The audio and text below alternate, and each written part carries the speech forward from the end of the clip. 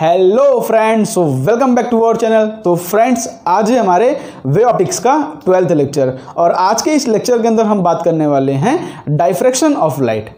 Friends, अभी तक हमने क्या पढ़ा कि हमारे पास YDAC के अंदर दो स्लिट्स होते थे, S1 और S2, और उसके अंदर से रेज ऑफ लाइट आती थी। या तो वो स्क्रीन पे कंस्ट्रक्टिव या डिस्ट्रक्टिव इंटरफेरेंस करके हमको स्क्रीन पे अलग अलग ब्राइट और डार्क स्पॉट्स मिलते थे।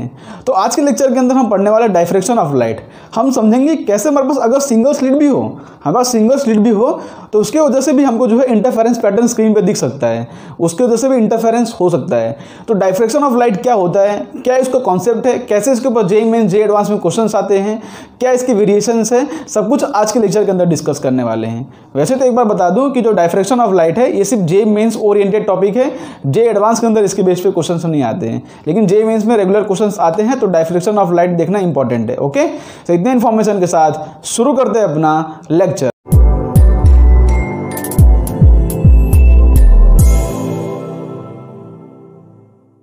तो फ्रेंड्स, शुरू करते हैं अपना लेक्चर। डाइफ्रैक्शन ऑफ लाइट को समझने से पहले हमको समझना पड़ेगा किस तरह से साउंड वेव्स और लाइट वेव्स ऐड करते हैं।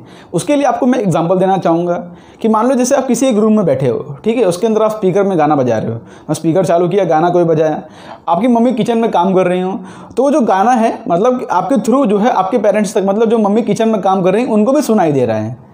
लेकिन आप देखोगे ध्यान से कि आपके रूम और किचन के बीच में बहुत सारे वॉल्स हैं, बहुत सारे ऑब्स्टेकल्स हैं, लेकिन तो भी वो साउंड जो है वहाँ तक किचन तक पहुँच रहा है। तो साउंड किचन तक कैसे पहुँच रहा है? एक्चुअली में होता क्या है कि जब जैसे आपने स्पीकर में साउंड बजाया, उसकी वजह से वेव्स जो है सारे डायरेक्शन में निकली, और जैसे कोई ऑब्स्टेकल्स आता है, जैसे डोर का कोई कॉर्नर हो गया या कोई विंडो का कॉर्नर हो गया, तो वहाँ पे जैसे मतलब साउंड वेव्स टकराती हैं वैसे स्प्रेड आउट कर जाती हैं सारे डायरेक्शन में। या तो ऐसा बोलो कि जैसे लाइट वेव्स ऑब्स्टेकल पर टकराती हैं वैसे जो है अपने पाथ से वो बेंड कर जाती हैं और वो पूरे रूम में स्प्रेड आउट कर जाती हैं। मतलब क्या है कि ऑब्स्टेकल से लाइट टकराया या साउंड टकराया, उसकी वजह से पूरे रूम में फैल गया और जो है हर रूम में डिस्ट्रीब्यूट हो जाता है और उसकी वजह से हमको साउंड सुनाई देता है। तो जो है डाइफ्रैक्शन मतलब सिंपली यही कहानी होती है कि मतलब लाइट्स अगर किसी कॉर्नर पर टकरा रही हैं या किसी ऑब्स्टेकल से टकरा रही हैं तो अपने पाथ से बेंड कर जाती हैं। लेकिन जनरली ये साउंड वेव्स में आप क्यों देख पा रहे हो? बिकॉज क्या होता है कि साउंड वेव्स का जो वेवलेंथ होता है ना, वो in the order of centimetre या मीटर्स में होता है। क्या बोला मैंने? साउंड वेव्स का जो वेवलेंथ होता है वो इन ऑर्डर ऑफ सेंटीमीटर या मीटर्स होता है। तो और जो ऑब्स्टेकल्स होते हैं ना, जैसे कि आपके घर के डोर हो गए, विंडो हो गए, इनके भी डायमेंशन नियरली जो है सेंटीमीटर्स और मीटर्स में होते हैं। तो एक्चुअली में होता क्या है कि जब वेव्स का मतलब वेव्स का जो डायमेंशन है या बोलो वेव्स का जो भी मतलब डिस्टेंस है, डायमेंशन है, वो ऑब्स्टेकल के डायमेंशन के बराबर हो जाए। वेव्स का डायमेंशन, बात सुनो मेरा, वेव्स का डायमेंशन अगर ऑब्स्टेकल के डायमेंशन के बराबर हो जाए तो वहाँ पर जो है हमको लाइट की बोलो वेव्स का हमको बेंडिंग देखने को मिलता है। और इस साउंड वेव में इतना क्लियरली इसलिए दिखता है बिकॉज साउंड वेव का मतलब डायमेंशन जो है डोर्स विंडोज़ के डायमेंशन के बराबर होते हैं। बिकॉज उसका जो वेवलेंथ होता है ना, वेवलेंथ वो मीटर और सेंटीमीटर के ऑर्डर में होता है, और हमारे घर में जो डोर्स होते हैं वो भी सेंटीमीटर और मीटर के ऑर्डर में होते हैं। इसलिए हमको जो है साउंड वेव में इतना क्लियरली दिखता है। हमको लाइट वेव में जनरली देखने को क्यों नहीं मिलता है ऐसा फिनोमेना? क्योंकि लाइट वेव्स का जो वेवलेंथ होता है ना, आप देखोगे जो हम लाइट वेव्स विजिबल रेंज कहाँ से कहाँ तक लाई करता है, 4000 एंगस्ट्रॉम से लेके 8000 एंगस्ट्रॉम। तो मतलब ये वेवलेंथ का ऑर्डर है। तो जनरली जो ऑब्स्टेकल्स होते हैं इतने छोटे ऑर्डर्स के हो ही नहीं सकते, बिकॉज एंगस्ट्रॉम जो है 10⁻⁻10 होता है। तो हमारे ऑब्स्टेकल्स होंगे अगर नियरली मतलब वेवलेंथ के ऑर्डर के होंगे तभी जो है हमको ये बेंडिंग ऑफ लाइट दिखेगा। लेकिन हमारे घर में जनरली ऑब्स्टेकल दिखते नहीं है। तो diffraction of light simply bending of light होता है, लेकिन उसको ऑब्जर्व करने के लिए यहाँ पे जो ऑब्स्टेकल्स होते हैं या जो कॉर्नर्स होते हैं वो वेवलेंथ ऑफ लाइट के नियरली होने चाहिए, तभी जो है हमको क्लियरली ये दिखेगा। ओके, इसलिए हमको साउंड वेव्स में देखने को मिलता है। तो सबसे पहली बात तो हो गई कि डाइफ्रैक्शन ऑफ लाइट क्या ये दोनों में दिखता है, चाहे मैकेनिकल वेव हो चाहे इलेक्ट्रोमैग्नेटिक वेव हो, या तो ऐसे बोलो चाहे साउंड वेव्स हो चाहे लाइट वेव्स हो, इस सब में देखने को मिलता है। ठीक है, diffraction of light it is observed in all types of waves.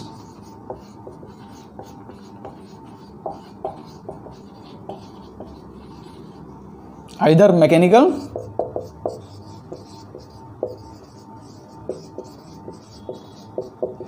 मतलब जिसको मटेरियल मीडियम की जरूरत हो, और इलेक्ट्रोमैग्नेटिक या जिसको मटेरियल मीडियम की जरूरत नहीं हो। ठीक है, जैसे साउंड वेव्स हो गए, सॉरी लाइट वेव्स हो गए। मैकेनिकल मतलब जैसे साउंड वेव्स हो गए, ठीक है, इलेक्ट्रोमैग्नेटिक वेव्स।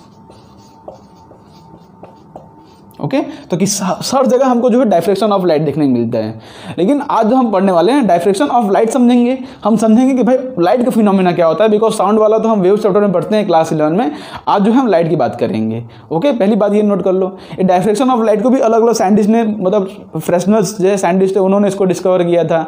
इसके ऊपर हम अलग अलग देखेंगे, फ्रॉनहोफर डायफ्रेक्शन ये भी एक टर्म आता है, फ्रेशनर डायफ्रेक्शन ये भी एक टर्म आता है।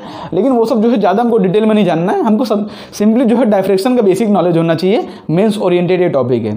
तो देखो इसको समझना शुरू करते हैं। जैसे मान लो आपके पास ऑब्स्टेकल्स हो, ठीक है, मान लो आपके पास ये ऑब्स्टेकल्स है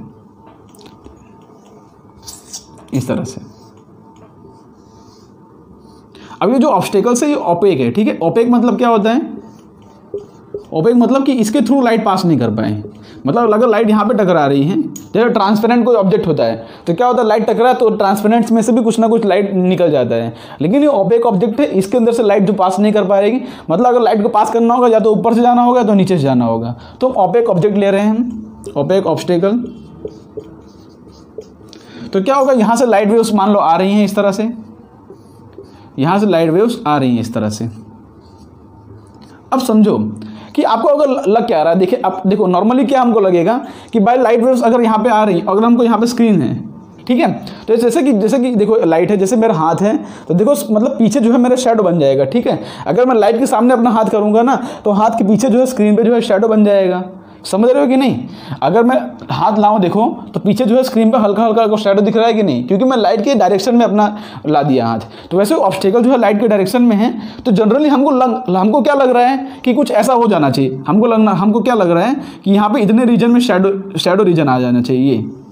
ये जो हमारा रीजन है ये शैडो रीजन बनना जाना चाहिए, मतलब इसका जो शैडो है यहाँ पे फॉर्म हो जाना चाहिए, हमको ऐसा लग रहा है।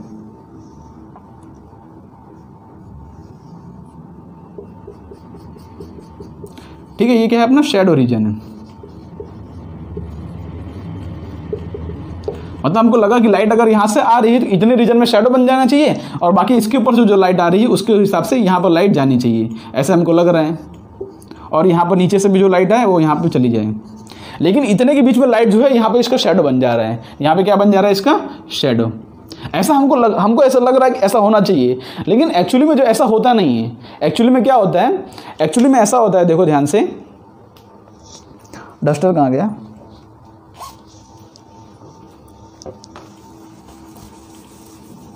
एक्चुअली में हो क्या रहा है कि लाइट अगर यहाँ पे आ रही है, जो लाइट इस कॉर्नर से टकरा रही है ना, जैसे लाइट इस कॉर्नर से टकरा रही है तो अपने पास से थोड़ा बेंड कर जा रहे हैं, अपने पास से वो थोड़ा सा बेंड कर जा रहे हैं इस तरह से। समझ रहे हो? मतलब लाइट जो कॉर्नर पर टकराई वो अपने पास से इस तरह से बेंड कर गई। और हमको जो लग रहा था ना कि यहाँ पे शैडो बनना चाहिए, हमको क्या लग रहा था कि यहाँ पे शैडो बनना चाहिए, लेकिन लाइट जो है शैडो रीजन के अंदर एंटर कर गया। देखो ध्यान से, लाइट जो है शैडो रीजन के अंदर एंटर कर गया। और इसी फिनोमेना को हम बोलते हैं डायफ्रेक्शन ऑफ लाइट।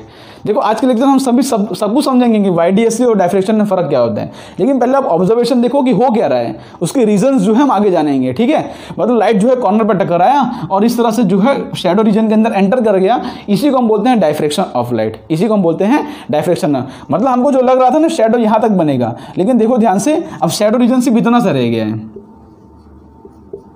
मतलब ऐसा नहीं कि लाइट पूरा बेंड कर जाएगा, लेकिन देखो कुछ रीजन जो है शैडो रीजन जो है कम हो गया। अब ये रह गया हमारा शैडो रीजन।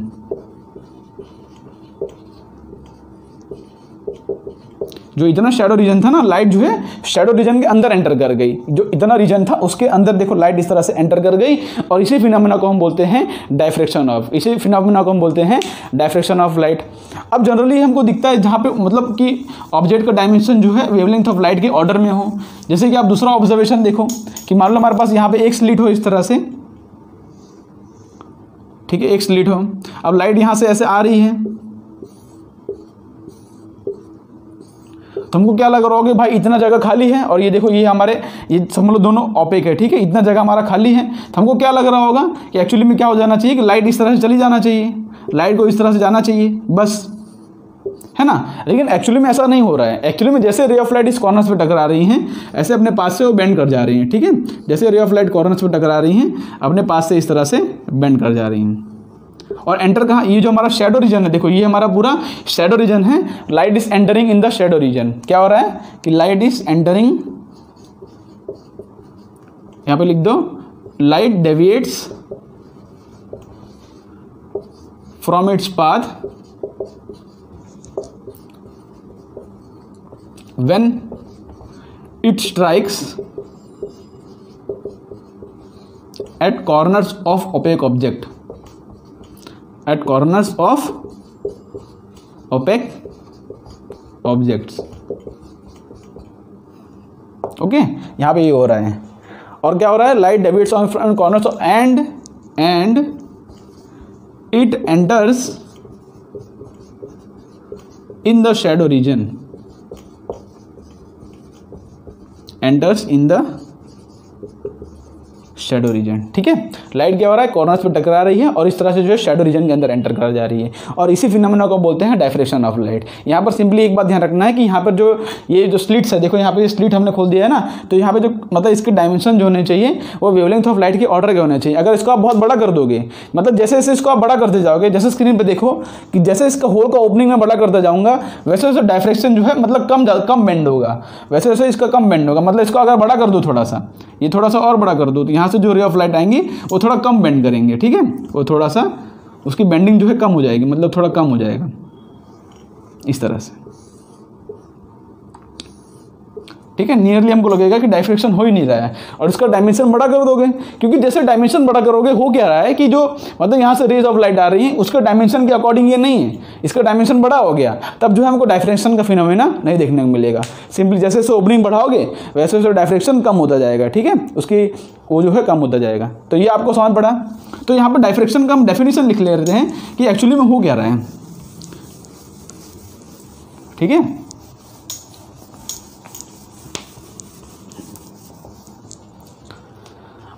देखो यहाँ पे लिखो the bending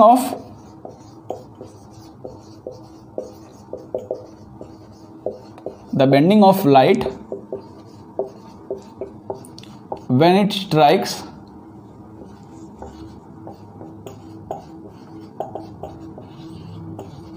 eight corners of opaque object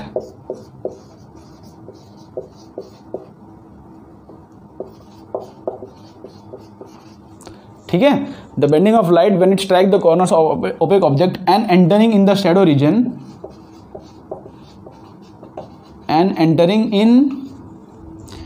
reason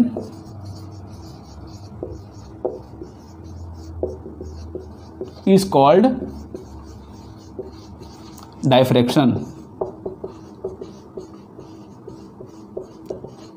ठीक है, इतनी बात क्लियर है. जैसे कि आपको सर्कुलर स्लिट की बात करो, जैसे कि यहाँ पे स्लिट्स हो, इस तरह से ओपनिंग हो, मतलब सर्कुलर ओपनिंग हो, इस तरह समझो. अगर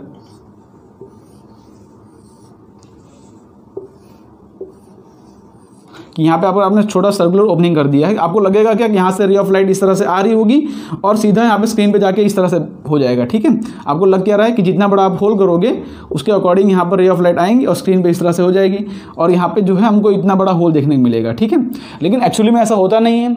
एक्चुअली में हो क्या रहा है कि रे ऑफ लाइट यहाँ पर टकरा रही हैं और यहाँ पर जाके इस तरह से हमको जो है बीच में एकदम ब्राइट मिल रहा है, उसके बाद जो है इस तरह से हमको फ्रिंजेस देखने को मिल रहे हैं.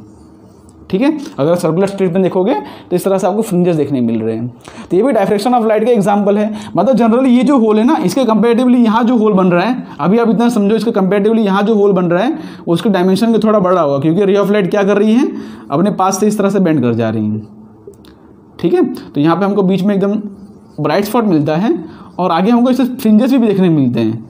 अभी हम समझेंगे कि फ्रिंजेस क्यों देखने को मिल रहा है हमको. तो यहाँ पर ये भी ऑब्जर्वेशन दिखा गया. और यहाँ पर सबसे मेन बात, ठीक है, इसको आप समझ गए डायफ्रेक्शन ऑफ लाइट होता क्या है. अब देखिए कि इसके अंदर देखो, इसका रीज़न हम समझेंगे अभी, लेकिन अभी समझो कि मतलब हो ही क्या रहा है. अब देखो ध्यान से कि मान लो हमारे पास इस तरह से अगर स्लिट हो, इस तरह से अगर स्लिट हो और यहाँ पर अगर डायफ्रेक्शन हो रहा है स्क्रीन के ऊपर, यहाँ से रे ऑफ लाइट आई इस तरह से, तो यहाँ पर क्या होगा, बीच में हमको जो है एकदम सेंटर ब्राइट मिलेगा. बीच में हमको क्या है कि यहाँ पर जितने रीजन के अंदर लाइट बेंड की है ना, तो यहाँ पर एग्जैक्टली मिडल में हमको जो है एकदम ब्राइट स्पॉट मिलेगा. यहाँ पे क्या मिलेगा हमको, इस तरह से ब्राइट स्पॉट. जैसे कि आप एनिमेशन में देखो, हमको बीच में एकदम ब्राइट स्पॉट दिख रहा है, और उसके बाद होगा क्या, उसके बाद यहाँ पर जो है फ्रिंजेस फॉर्म होने शुरू हो जाएंगे. यहाँ पर जो है डार्क बनेगा, यहाँ पर डार्क बनेगा. ठीक है, इतना रीजन डार्क, फिर यहाँ पे ब्राइट बनेगा, फिर यहाँ पे डार्क बनेगा. ठीक है, फिर यहाँ पे ब्राइट बनेगा. ये क्या है, अपना डार्क रीजन. ठीक है, ये अपना डार्क रीजन है. मतलब सिंपली क्या हो रहा है कि यहाँ पर हमको एकदम ब्राइट देखने मिला, उसके बाद आगे की तरफ ब्राइट डार्क इस तरह से फ्रिंजेस देखने मिलेगा, ठीक है, डार्क ब्राइट इस तरह से फ्रिंजेस। और भी हमको क्या ऑब्जर्वेशन देखने मिला कि यहाँ पर बीच में तो एकदम सेंटर ब्राइट है, उसके बाद क्या है डार्क, फिर ब्राइट, फिर डार्क। और दूसरा ऑब्जर्वेशन ये देखने मिला कि यहाँ पर ब्राइट डार्क की जो इंटेंसिटी है ना वो लगातार घटती जा रही है, ठीक है, फ्रिंज विड्थ नहीं। फिर देखो समझो कि यहाँ मतलब फ्रिंज विड्थ तो सेम ही रहेगा, मतलब जितने विड्थ में बन रहे हैं वो विड्थ सेम रहेगा, लेकिन उसकी इंटेंसिटी घटती जाएगी। मतलब यहाँ पे बहुत ब्राइट है, उसके बाद थोड़ा कम ब्राइट, थोड़ा और कम ब्राइट, फिर उसके बाद हमको डिसअपियर कर जाएगा, ठीक है। मतलब ब्राइट और डार्क बनेंगे लेकिन उसकी इंटेंसिटी जो है डिक्रीज कर दी जाएगी और थोड़े समय बाद वहाँ पे हमको जो है टोटली डिसअपियर हो जाएगा। जैसे आप एनिमेशन में देखो कैसे जैसे ऊपर ऊपर जा रहे हैं वैसे वैसे इंटेंसिटी घटती जा रही है, चाहे सर्कुलर स्लिट हो चाहे जो है इस तरह से, मतलब कि बोलो कि जैसे कि इस तरह से स्लिट हो तो भी चलेगा। ओके, दोनों के अंदर क्या हमको जो है मतलब कि जिस रीजन इतना में देखो एकदम ब्राइट डार्क मिला, उसके बाद जो है हमको थोड़े रीजन के अंदर इस तरह से जो है हमको इंटरफेरेंस पैटर्न भी देखने को मिलता है। हमको क्या देखने मिलता है? Interference pattern. तो यहाँ पे क्या है, डार्क बना फिर ब्राइट बना फिर डार्क बना फिर ब्राइट बना। ये रीजन क्यों बन रहा है उसका हम सब समझेंगे, इंटेंसिटी क्यों घट रही है वो भी हम समझेंगे, क्यों ब्राइट डार्क बन रहा है वो भी हम समझेंगे, एग्जैक्टली बीच में इतना सेंटर ब्राइट क्यों बन रहा है वो भी हम समझेंगे, ठीक है, सारे को समझने वाले। लेकिन अभी नोट करो कि हम ऑब्जर्व क्या कर रहे हैं। अब हमने क्या ऑब्जर्व किया, यहाँ पर लिखता हूँ, चलो मैं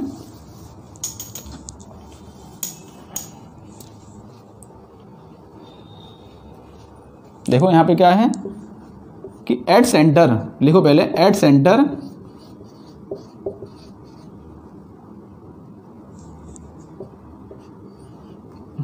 centre bright spot is formed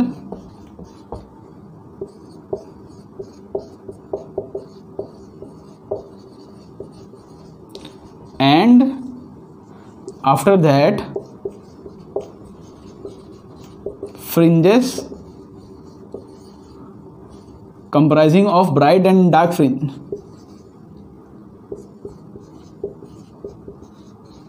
comprising of bright, या तो इसे लिखो मैक्सिमास एंड मिनिमास,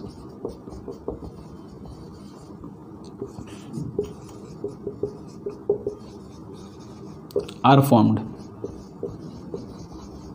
ठीक है। ये हमको देखने मिला क्या हुआ, सेंटर पे टोटली ब्राइट है लेकिन उसके बाद जो है हमको डार्क ब्राइट इस तरह से हमको पैटर्न देखने मिल रहा है और थोड़ा रीजन बाद डिसअपियर कर जा रहा है।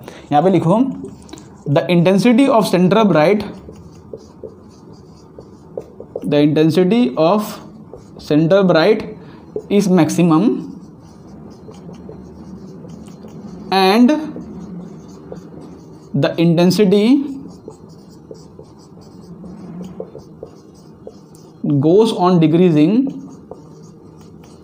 decreasing as we move up or down, ठीक है। उसके बाद क्या हो रही है कि इंटेंसिटी जो है डिक्रीज करती जा रही है, चाहे ऊपर मूव करो चाहे नीचे मूव करो, और हमको इस तरह से पैटर्न दिख रहा है, ठीक है। और जो इंटेंसिटी सेंटर ब्राइट की उसकी मतलब समझ लो कि टोटल जो इंटेंसिटी होती है ना उसका मोस्ट ऑफ पार्ट जो है सेंटर ब्राइट ही कवर कर ले रहा है। उसके बाद यहाँ पे जो ब्राइट डार्क फ्रिंजेस है उसकी इंटेंसिटी जो है ऑलमोस्ट कम होती है और धीरे धीरे डिसअपियर कर जाती है। मतलब इसकी इंटेंसिटी इससे कम होगी, मतलब समझ रहे हो, ये ज़्यादा होगी फिर कम फिर डिसअपियर, इस तरह से हो रहा है। जो मैक्सिमम इंटेंसिटी आ रही है ना वो पूरा सेंटर ब्राइट रीजन ही कवर कर ले रहा है। ओके, चलो ये बात हमने क्लियर कर लिया। तो अभी आप ऑब्जर्वेशन देख रहे हैं, अभी क्यों हो रहा है उसका कैलकुलेशन आप सब समझेंगे। ओके, तो चाहे भले कैसा भी ऑब्स्टेकल्स हो, हमको जो है इस तरह से ब्राइट डार्क पैटर्न दिखेगा। भले अगर इस तरह का ऑब्स्टेकल होगा, जैसे कि मान लो यहाँ पे ऑब्स्टेकल हमने रख दिया है जो कि ओपेक ऑब्जेक्ट हो, और यहाँ पे हमने स्क्रीन रख दिया है, तो यहाँ से रे ऑफ लाइट आएगी, ऐसे इस तरह से बेंड किया, यहाँ पर तो हमको ब्राइट स्पॉट दिखने मिला, और उसके बाद यहाँ पे ब्राइट डार्क, देखो डार्क, इस तरह से हमको पैटर्न देखने मिला, और थोड़े रीजन बाद वो पैटर्न डिसअपियर कर गया। ओके, यहाँ पर एक और पॉइंट मेंशन कर लो कि द फ्रिंज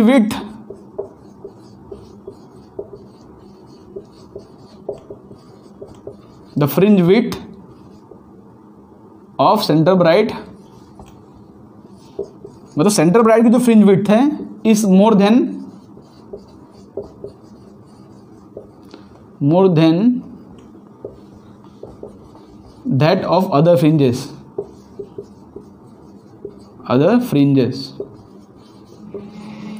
और एक पॉइंट लिख दो जो कि इंपॉर्टेंट है, the fringe width of the other fringes, मतलब सेंटर ब्राइट को छोड़ के द फ्रिंज विड्थ समझ रहे हो ना, कितने मतलब कि इंटेंसिटी की बात नहीं कर रहा हूँ, कितने मतलब कितने दूर तक फॉर्म हुआ है, फ्रिंज विड्थ की बात कर रहा हूँ, डिस्टेंस की बात कर रहा हूँ। The fringe width of other fringes मतलब कौन से except centre bright is equal, मतलब सेंटर ब्राइट की जो फ्रिंज विड्थ होती है वो बाकी सबसे ज़्यादा होती है, लेकिन बाकी सब की जो फ्रिंज विड्थ होती है ना वो बराबर होती है, ठीक है। मतलब यहाँ पे जो डार्क ब्राइट बन रहा है उनकी जो फ्रिंज विड्थ होती है वो बराबर होती है, इंटेंसिटी अलग अलग होती है लेकिन जो फ्रिंज की विड्थ होती है ना वो बराबर होती है। चलो इतनी बात तो क्लियर है आपको। मतलब क्या ऑब्जर्व किया आपने, देखा कि भाई अगर रे ऑफ लाइट कॉर्नर्स पर टकरा रहा है तो उस शैडो रीजन के अंदर एंटर कर रहा है, ये होता है हमारा डायफ्रैक्शन ऑफ लाइट। ये इंटरफेरेंस ऑफ लाइट से मतलब ये YDSC एक्सपेरिमेंट से अलग क्यों है वो भी हम समझेंगे, ठीक है। लेकिन अभी आप देखो कि ऑब्जर्व कर रहे हो कि राइट इसमें आया, ऐसे यहाँ पे बेंड कर गया और यहाँ पे हमको ब्राइट डार्क फ्रिंजेस देखने मिला। जैसे कि एक डिफरेंस तो आपको वैसे दिख रहा होगा कि वहाँ पे जो इंटेंसिटी बनती थी डार्क और ब्राइट की वो सबकी सेम होती थी, लेकिन यहाँ पे जो इंटेंसिटी है ये डिक्रीज करती जा रही है, ठीक है। वहाँ पे डबल स्लिट यूज़ कर रहे हैं, यहाँ पे हम सिंगल स्लिट यूज़ कर रहे हैं, ओके। तो अभी हम समझेंगे सारी कहानी। चलो फिर हम अब समझते हैं कि भाई ऐसा हो क्यों रहा है, वाई, हाउ, वाई, वेयर, सब कुछ समझते हैं। तो डेफिनेशन तो क्लियर है कि डायफ्रैक्शन होता क्या है कि किसी भी ऑब्स्टेकल जो कि लाइट के डायमेंशन के अगर बराबर हो या तो इक्वल हो या बोलो उसके ऑर्डर का हो, तो उसके ऊपर अगर लाइट टकराता है तो लाइट जो है शैडो रीजन के अंदर एंटर कर जाता है और वहाँ पे जो है हमको अलग अलग टाइप के फ्रिंजेस देखने को मिलते हैं और इसी को हम कहते हैं डायफ्रैक्शन ऑफ लाइट, ओके। तब हम समझते हैं कि एक्चुअली में ऐसा होता क्यों है। और जो हम मतलब कि YDSC पढ़ रहे थे उसके अंदर भी हम 2 स्लिट्स यूज़ करते थे ना, तो उसके अंदर ऐसा क्यों नहीं हमको देखने को नहीं मिला। तो सिंपली हम जो YDSC में करते थे, यहाँ पे लिखो इन YDSC, देखो लिखवाता हूँ अभी, ठीक है। YDSC में होता क्या है कि यहाँ पे हमारे पास इस तरह से 2 स्लिट्स होते थे, ठीक है। यहाँ पे 2 स्लिट्स होते थे, हम यहाँ पे पतले पतले होल कर देते थे 2 स्लिट्स के बीच में इस तरह से, है ना, यहाँ पर। और इसके बीच में जो डिस्टेंस होता है ये हमारा कैपिटल D होता है और ये हमारे होल्स एक बहुत ही पतले होल्स होते थे, ठीक है। लेकिन अब क्या होता है, इसके अंदर क्या होता था कि हम होल इतना पतला रखते थे या बोलो होल इतना छोटा रखते थे कि उसमें से सिर्फ एक ही वेव फ्रंट पास कर सके। मैं क्या बोल रहा हूँ कि YDSC के अंदर हम जो होल्स यूज़ करते थे ना उसका डायमेंशन बहुत छोटा होता था, बहुत ही छोटा। मतलब उसके अंदर से हम इतना ही करते थे कि उसके अंदर सिर्फ एक ही वेव फ्रंट पास कर सके, ऐसा सिर्फ एक ही वेव फ्रंट पास कर सके, इतना छोटा हम डायमेंशन रखते थे। लेकिन जो डायफ्रैक्शन और होता है ना उसके अंदर हम होल का डायमेंशन YDSC के कंपैरेटिवली थोड़ा बड़ा रखते हैं, ठीक है, जिसके अंदर से जो है मतलब कि यहाँ पे जो है बहुत सारे जो है सोर्सेज पास कर सके। मतलब एक्चुअली ये भी बहुत बड़ा नहीं होता, ये भी वेवलेंथ ऑफ लाइट के बराबर ही होता है, डायफ्रैक्शन वाला भी वेवलेंथ ऑफ लाइट के बराबर ही होता है। लेकिन यहाँ पर जो होल्स होते थे ना उसको बहुत छोटा छोटा रखते थे, लेकिन यहाँ पर जो हम सिंगल होल यूज़ करेंगे लेकिन उसका डायमेंशन YDSC के कंपैरेटिवली थोड़ा बड़ा होते हैं, जिससे क्या है कि यहाँ पे मल्टीपल सोर्सेज पास कर सके। तो ये पॉइंट लिखो और ये पॉइंट लाने से होगा क्या, वही हम समझते हैं, ठीक है। इन YDSC द डायमेंशन ऑफ, तो ऐसा बोलो, the width of the slits, the width of slits were very small such that only one wavefront can pass through it, only one wavefront, ऐसे बोलो only one wavefront, हाँ। तो इसको अच्छे से लिखा जाए तो ऐसे बोलो only one point source can be created, ठीक है, only one point source can be created at the slit, ठीक है, can be created at the slits. But यहां पे लिखो बट इन डायफ्रैक्शन क्या हो रहा है, द डायमेंशन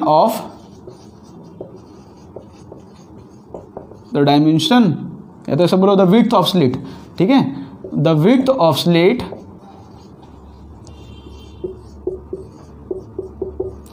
आर, ठीक है, यहाँ पे लिखो but in diffraction the width of slits are greater then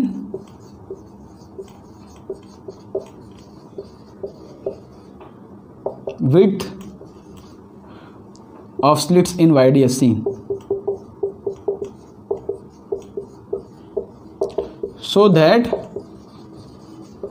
multiple point sources can be created. Multiple point sources is so multiple point sources is created. Okay, इतनी बात क्लियर हो गई कि उसके अंदर हम जो मतलब इसके अंदर डायफ्रैक्शन के अंदर जो स्लिट्स यूज़ करते हैं उसके डायमेंशन YDSC के कंपेरेटिवली थोड़ा बड़ा होते हैं। वो वेवलेंथ ऑफ ऑर्डर के मतलब ज़्यादा बड़ा नहीं होते, वेवलेंथ ऑफ ऑर्डर के करीब होते हैं, लेकिन इतने बड़े होते हैं उसके अंदर से मल्टीपल सोर्सेज पास कर सकें। तो पहला डिफरेंस पता चल गया, मतलब कि उसके अंदर से क्यों यहाँ पे ऐसा नहीं हो रहा था YDSC के अंदर, इसमें ऐसा क्यों हो रहा है। ठीक है,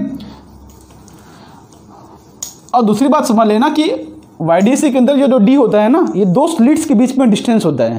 क्या ये स्मॉल डी हम लिखते थे ना, ये दो स्लिट्स के बीच में डिस्टेंस होता है। और यहाँ पर हम जो डायफ्रैक्शन के अंदर क्या करेंगे, हम यहाँ पर ए से डिफाइन करेंगे। ए क्या होगा पता है, ये दो क्या बोलते हैं स्लिट का विड्थ होगा, मतलब स्लिट्स के बीच का डिस्टेंस नहीं है वो, ये स्लिट का ही विड्थ है। जो हमने यहाँ पे W से डिफाइन करते थे विड्थ, वो यहाँ पे हम हम स्मॉल ए से डिफाइन करेंगे। और ए क्या है, स्लिट का विड्थ है। ये बात आपको क्लियर रहनी चाहिए, ये क्या है, स्लिट का विड्थ। तो दोनों डिफरेंस रहना चाहिए, ये स्लिट का विड्थ है और ये स्लिट्स के बीच का डिस्टेंस है। ठीक है, स्मॉल डी क्या था, स्लिट्स के बीच का डिस्टेंस। तो ये बात भी आपको क्लियर रहनी चाहिए। चलो अब समझते हैं कि हमने चलो बना तो दिया, इसका थोड़ा डायमेंशन हमने बड़ा कर दिया, तो उससे होगा क्या, उससे होता ये है, वो पॉइंट को लिखो। उससे क्या होता है कि यहाँ पर हमने इसका थोड़ा डायमेंशन बढ़ा रखा है, मतलब ये बहुत बड़ा नहीं है लेकिन कंपेरेटिवली बड़ा होता है। उसके वजह से होता क्या है कि यहाँ पे जो है मल्टीपल पॉइंट सोर्सेस क्रिएट हो जाते हैं, मल्टीपल पॉइंट सोर्सेस। ठीक है, मतलब यहाँ से रेज ऑफ लाइट इस तरह से आती हैं, तो यहाँ पर टकराने के बाद मल्टीपल पॉइंट सोर्सेस क्रिएट हो जाते हैं और जितने सोर्सेस होते हैं इस तरह से आपस में वेवलेट्स इस तरह से निकालते हैं। ठीक है, और यही वेवलेट का कंस्ट्रक्टिव और डिस्ट्रक्टिव इंटरफेरेंस जो है स्क्रीन पर देखने को मिलता है हमको। ये YDSC के अंदर क्यों नहीं मिल रहा था एक स्लिट में से, क्योंकि वहाँ पे जो है हम दो स्लिट्स यूज़ करते थे और उसके अंदर से सिर्फ एक ही वेवफ्रंट पास कर सके। तो वो दो स्लिट्स के बीच में दो रेज ऑफ लाइट आती थी, कंस्ट्रक्टिव और डिस्ट्रक्टिव इंटरफेरेंस की वजह से स्क्रीन पे पैटर्न दिखता है। और यहाँ पर हमको सिंगल स्लिट में ही स्क्रीन पे पैटर्न क्यों दिख रहा है, क्योंकि यहाँ पर एक ही स्लिट के अंदर मल्टीपल सोर्सेज क्रिएट हो गए हैं, एक ही स्लिट के अंदर मल्टीपल सोर्सेज क्रिएट हो गए हैं और उन सोर्सेज के कंस्ट्रक्टिव और डिस्ट्रक्टिव इंटरफेरेंस की वजह से स्क्रीन पर हमको जो है पैटर्न दिखता है। ठीक है, स्क्रीन पे हमको जो है पैटर्न दिखता है। ये बात आपको क्लियर रहनी चाहिए। यहाँ पर ये देखो हमने दो स्लिट्स यूज़ नहीं किया है, लेकिन एक ही स्लिट का डायमेंशन थोड़ा बड़ा कर दिया, जिससे क्या है कि यहाँ पे मल्टीपल पॉइंट सोर्सेज क्रिएट हो सके और जो है हमको इस तरह से स्क्रीन पर डिस्ट्रक्ट मतलब कि देखो इस तरह से हमको जो है कंस्ट्रक्टिव या डिस्ट्रक्टिव इंटरफेरेंस दिखेगा और स्क्रीन पर हमको जो है ब्राइट या डार्क स्पॉट दिखेगा। क्लियर है, यहाँ पर सेंटर में एकदम अच्छे से होता है और धीरे धीरे इंटेंसिटी घटती जाती है। तो ये बात तो क्लियर हो गई कि कैसे सिंगल स्लिट की वजह से हमको जो है इंटरफेरेंस पैटर्न दिख सकता है। अच्छा, ये मत डिफरेंस कभी हम देखो, आप जब डिफरेंस लिखोगे ना कभी भी ऐसा मत लिखना कि इंटरफेरेंस और डायफ्रैक्शन के बीच में डिफरेंस।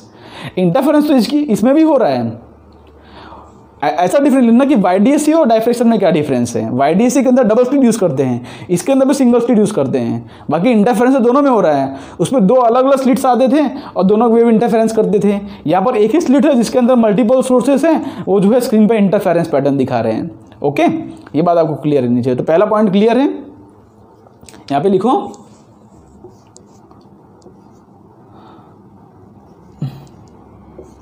इन डायफ्रैक्शन, या तो ऐसे लिखो द मल्टीपल पॉइंट सोर्सेस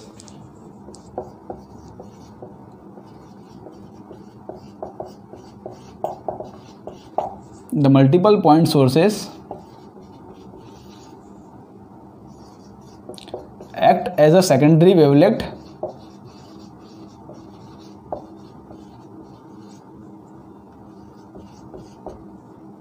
ठीक है, एंड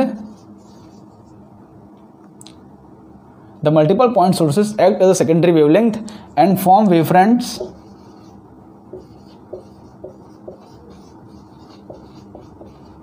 ठीक है, which ठीक है which interfere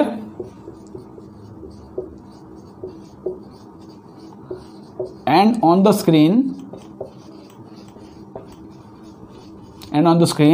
fringe pattern is seen।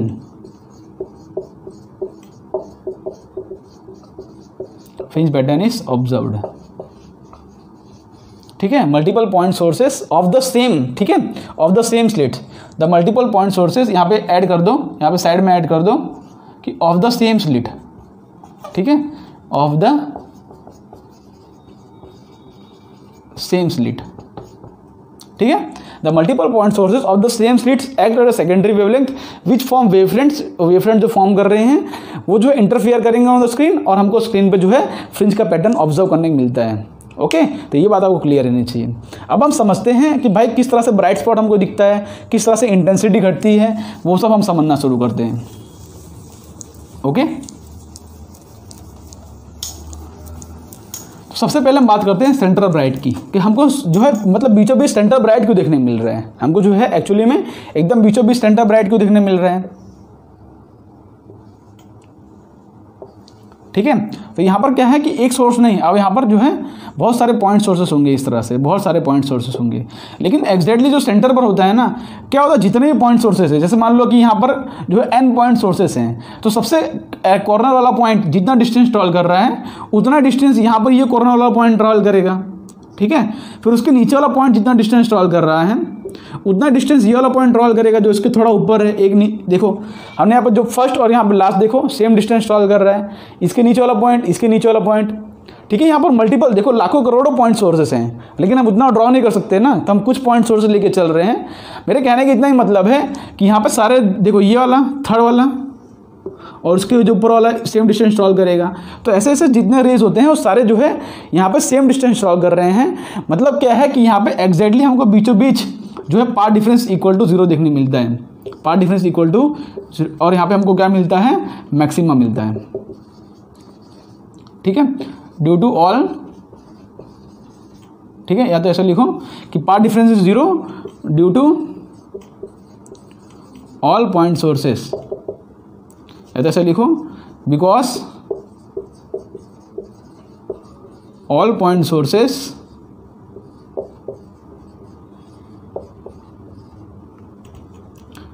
Travel same distance.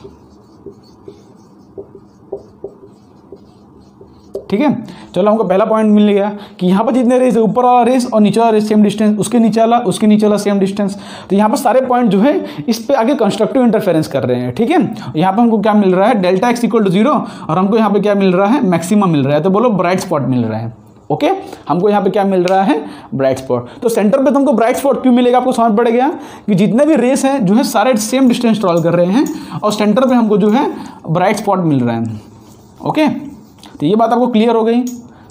अब थोड़ा सा आगे बढ़ते हैं। ओके, अब आगे बढ़ते हैं। तो अब हमको देखना है कि ये ब्राइट स्पॉट कहाँ तक मिल रहा है। हमको पता है कि ये ब्राइट स्पॉट स्प्रेड आउट होता है। ठीक है, जैसे कि यहाँ पे स्लिट का विड्थ हो कोई भी, इसके अंदर मल्टीपल पॉइंट सोर्सेस हैं, मान लो स्लिट्स का विड्थ जो है ए है, तो यहाँ पे हमको जो है देखना है कि ब्राइट स्पॉट कहाँ तक मिल रहा है। ये तो ऐसे बोलो कि ब्राइट स्पॉट का रेंज कहाँ तक होगा। हमको पता है कि इसका रेंज ज़्यादा होगा, लेकिन कहाँ तक होगा। तो उसके लिए हमारे पास एक लॉजिक है। हम क्या सोचते हैं कि जहाँ पर पहला डार्क बन जाए, जहाँ पर पहला डार्क बन जाएगा वहाँ पर जो है ब्राइट खत्म हो जाएगा। मेरे कहने मतलब समझ रहे हो कि जहाँ पर पहला डार्क बन गया, मान लो यहाँ पर पहला डार्क बन गया, तो क्या है कि मतलब कि इसकी रेंज जो है ऐसा बोलो लाइन, तो ब्राइट स्पॉट की रेंज यहाँ तक होगी, सिंपली ब्राइट स्पॉट की रेंज यहाँ तक होगी। वैसे स्क्रीन पे जहाँ पर हमको पहला डार्क मिल गया, जहाँ पे हमको फर्स्ट डार्क मिल गया, मतलब क्या है कि ब्राइट स्पॉट की रेंज सिर्फ इतनी ही होगी, ऐसा हम पहचान सकते हैं। तो हमारा अब टारगेट है कि हमको डार्क ढूंढना है कि पहला डार्क मिलेगा कहाँ पे। हमारा क्या टारगेट है कि हमको फर्स्ट डार्क ढूंढना है। क्या ढूंढना है हमको, फर्स्ट डार्क। जहाँ पर फर्स्ट डार्क मिल गया वहाँ पर क्या समझ लो कि क्या बोलते हैं कि वहाँ पर ब्राइट स्पॉट का जो है डिस्टेंस या बोलो फ्रिंज खत्म हो जाएगा। तो हमको फर्स्ट डार्क ढूंढना है। तो फर्स्ट डार्क मिलेगा कैसे, देखो इसको सोचने के लिए आपको थोड़ा ध्यान समझना पड़ेगा। अब थोड़ा अल्टीमेट फोकस चाहिए आपको मेरे को, मतलब कि मैं जो सिखा रहा हूँ उस पर आप फोकस करो। ठीक है, क्या बोल रहा हूँ मैं, बिकॉज ये जो पॉइंट आपको समझना बहुत ज़रूरी है। हमको क्या ढूंढना है कि हमको फर्स्ट डार्क वाला पॉइंट ढूंढना है। हमको क्या ढूंढना है, फर्स्ट डार्क वाला पॉइंट। अब सबका मैं नामकरण कर देता हूँ। ठीक है, मान लो ये पॉइंट अपना ए है, मान लो ये पॉइंट अपना बी है, मान लो ये पॉइंट अपना पी है। ठीक है, तो जिस पॉइंट पर सुनो, जिस पॉइंट पर हमको फर्स्ट डार्क मिल गया, जिस पॉइंट में क्या मिल गया, फर्स्ट डार्क, वहाँ पर जो है ब्राइट फ्रिंजेस खत्म हो जाएंगे। तो फर्स्ट डार्क ढूंढने का टारगेट है, हमने पॉइंट को नाम दे दिया ए, इस पॉइंट को नाम बी और इस पॉइंट को नाम दे दिया पी। ठीक है, अब यहाँ पर क्या है, मल्टीपल सोर्सेस हैं। अच्छा मैं पूछ रहा हूँ कि जहाँ पर फर्स्ट डार्क बनेगा वहाँ पर पाथ डिफरेंस कितना होगा। यहाँ पर first dark for first dark, ठीक है, डेल्टा एक्स पाथ डिफरेंस कितना होगा बताओ। फर्स्ट डार्क के लिए पाथ डिफरेंस कितना होगा, यहाँ पे बताओ कि पाथ डिफरेंस कितना होगा फर्स्ट डार्क के लिए। तो आप बोलोगे फर्स्ट डार्क के लिए डेफिनेटली पाथ डिफरेंस कितना होना चाहिए, λ/2 का होना चाहिए। लेकिन आपका ये λ/2 कौन से दो सोर्सेस की वजह से हैं। आप ध्यान से देखोगे YDSC के अंदर हम करते क्या थे कि हमारे पास दो स्लिट्स होते थे, ये स्लिट और ये दो स्लिट्स। ठीक है, तो हम बोलते थे कि भाई जो पाथ डिफरेंस होगा, यहाँ पर से एक रे ऑफ लाइट, यहाँ पर से एक रे ऑफ लाइट आती थी, ये अपना एक सोर्स, ये अपना एक सोर्स, दो रे ऑफ लाइट आती थी, इनके बीच में जो हमारा पाथ डिफरेंस आता है वो जो है λ/2 के इक्वल होता था और हमको जो है अब डार्क स्पॉट मिलता है। लेकिन यहाँ पर आप λ/2 बोल ही नहीं सकते क्योंकि यहाँ पे एक सोर्स थोड़ी है, यहाँ पर जो है अनगिनत सोर्सेस हैं। तो कौन से दो सोर्सेस के बीच में यहाँ पर λ/2 पाथ डिफरेंस बना है। ठीक है, तो यहाँ पर हमको कहानी थोड़ा अलग तरीके से सोचना पड़ेगा। क्यों पता है, क्योंकि यहाँ पे मल्टीपल सोर्सेस हैं, सबको हमको ध्यान में लेके चलना है। ठीक है, तो ये जो कहानी है पहली बात तो ये गलत है। ठीक है, λ/2 पर नहीं मिलेगा फर्स्ट डार्क। अब देखो हम समझते हैं, अब क्या है कि हमारे पास यहाँ मल्टीपल पॉइंट सोर्सेस हैं, सबको हमको लेके चलना है। ठीक है, तो मैं क्या बोल रहा हूँ कि फर्स्ट डार्क वहाँ पे बनेगा जहाँ पे BB माइनस AB जो है हमको लैम्बडा मिलेगा। क्या बोला मैंने, ये पॉइंट थोड़ा कंफ्यूजिंग है। मैं यहाँ पे क्या लिखता हूँ कि BP minus AP is equal to lambda for first dark. आप बोलोगे ये क्या लिख दिया सर, जहाँ पर फर्स्ट डार्क बनता है वहाँ पे पाथ डिफरेंस λ/2 होता है। उसकी बात के लिए मैं अग्री करता हूँ, फर्स्ट डार्क λ/2 बनता है वो ठीक है, लेकिन कौन से दो सोर्सेस की बात कर रहे हो, यहाँ पे सोर्स भी तो फिक्स नहीं है हमारा। और मैंने ये क्यों लिखा उसका रीज़न देता हूँ। हम देखो इसको कुछ अलग तरीके से सोचते हैं। मैं क्या बोल रहा हूँ कि आप ऐसे सोचो कि जहाँ पर फर्स्ट डार्क होगा वहाँ पर सारे पॉइंट डिस्ट्रक्टिव इंटरफेरेंस कर रहे होंगे। ये बात क्लियर है आपको, जहाँ पे फर्स्ट डार्क होगा वहाँ पे सारे पॉइंट क्या कर रहे होंगे, डिस्ट्रक्टिव इंटरफेरेंस। तो मैं क्या करूँगा पता है कि यहाँ पर जितने भी सोर्सेस हैं, मेरी बात सुनो, बहुत इंपॉर्टेंट बात बोल रहा हूँ, यहाँ पर जितने भी सोर्सेस हैं उसको λ/2 के मतलब λ/2 के डिस्टेंस में उसको डिवाइड करूँगा। जैसे एग्जांपल लो कि मान लो मेरे पास यहाँ पे इतने सोर्सेस हैं। ठीक है, यहाँ पे जो है n सोर्सेस है, यहाँ पे फर्स्ट सोर्स है और यहाँ पे nth सोर्स है। ठीक है, यहाँ पे जो है इसको थोड़ा बड़ा करके दिखा रहा हूँ, यहाँ पे इतने सोर्सेस हैं। अब इस सारे सोर्सेस को मैं λ/2 के टर्म में डिफाइन करूँगा, λ/2 के टर्म में मैं डिवाइड करूँगा। अब बोलोगे ये क्यों कर रहे हो λ/2 के, क्योंकि अगर मैं λ/2 देखो मान लो कि अगर मैं λ/2 में डिवाइड कर दिया तो क्या होगा, वो दोनों पॉइंट का डिस्ट्रक्टिव इंटरफेरेंस हो जाएगा। जैसे कि मैं इसको देखो, अभी सुन लो, अभी समझने पड़ेगा लेकिन पूरा सुन लोगे समझ पड़ेगा। जैसे कि यहाँ पर इसका बीच में टोटल डिस्टेंस है, पाथ डिफरेंस है लैम्बडा। देखो मान रहा हूँ कि मैंने क्या माना है कि BP minus AB is equal to lambda. क्या माना है मैंने कि ये डिस्टेंस माइनस ये डिस्टेंस इक्वल टू लैम्बडा। लेकिन ये पाथ डिफरेंस नहीं है, ये पाथ डिफरेंस इसलिए नहीं है क्योंकि मैंने सिर्फ कॉर्नर के पॉइंट लिया है, बाकी बीच वाले पॉइंट तो मैंने लिया ही नहीं है। मैं सिर्फ कॉर्नर के पॉइंट को मान रहा हूँ कि कॉर्नर के पॉइंट के बीच में जो पाथ डिफरेंस है वो लैम्बडा है, लेकिन अपना ये एक्चुअल पाथ डिफरेंस नहीं है। एक्चुअल पाथ डिफरेंस अभी हम देखेंगे। तो मैंने इसको लैम्बडा ही क्यों माना, सब रीज़न दूंगा, सारे आंसर दूंगा आपको मैं। इसको मैं लैम्बडा ही क्यों मान रहा हूँ, इसको मैं लैम्बडा इसलिए मान रहा हूँ क्योंकि मैं स्क्रीन को जो है λ/2 और λ/2 के टर्म में डिवाइड कर सकता हूँ। तो क्या होगा, अगर λ/2 के टर्म में डिवाइड हो गए तो λ/2 कहाँ होता है, जहाँ पर डिस्ट्रक्टिव इंटरफेरेंस होता है। आपको पता है ना कि भाई λ/2 हो अगर तो फेज डिफरेंस कितना होगा, फाई इक्वल टू 2π/λ इंटू λ/2। तो यहाँ से ये लैम्बडा कैंसिल, 2 से 2 कैंसिल, फेज डिफरेंस आ जाता है पाई का। मतलब कि एक रे अगर ऊपर की तरफ है तो नीचे मतलब ये और ये फेज डिफरेंस जो है पाई का है ना, ये देखो π/2 पे होगा तो ये 3π/2 का होगा। तो दोनों बीच में फेज का डिफरेंस पाई का है, तो दोनों आपस में कैंसल आउट कर जाते हैं क्योंकि एक पॉजिटिव है एक नेगेटिव है। बस सिंपली जब λ/2 का पाथ डिफरेंस होता है तो वहाँ पर डिस्ट्रक्टिव इंटरफेरेंस होता है क्योंकि फेज डिफरेंस कितना होता है, पाई का। हम λ/2 के टर्म में इसको डिवाइड करेंगे।